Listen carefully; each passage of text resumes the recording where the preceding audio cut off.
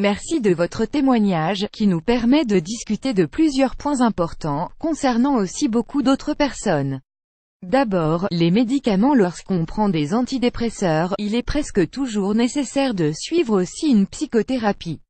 Sinon, il y a deux risques: soit leur effet peut s'épuiser si l'NY n'a pas un relais pris par nos efforts personnels pour changer nos comportements et nos modes de pensée. C'est souvent ce qui se passe lorsque les difficultés anciennes. L'antidépresseur a un effet starter qui s'atténue ensuite.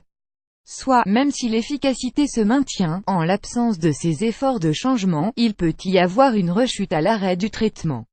Ensuite, la question du manque de confiance en soi. Cela s'accompagne toujours d'un mauvais rapport à soi-même. On ne s'aime pas, et on se sent peu aimé, voire rejeté, par les autres. On ressasse et on rumine de sombres pensées, souvent excessives. Beaucoup de ces souffrances que l'on s'infligeait inutiles. Il y a autour de nous des personnes prêtes à nous apprécier en entier, avec nos qualités et nos défauts, et aussi d'autres personnes qui ne nous apprécieront pas quoi que nous fassions.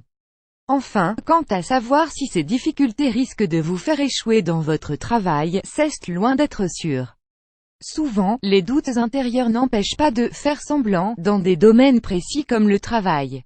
On peut être très compétent tout en doutant de soi. Pour progresser vers plus de sérénité et moins d'antidépresseurs, vous auriez sans doute intérêt à démarrer une psychothérapie modifiée en juillet 2009.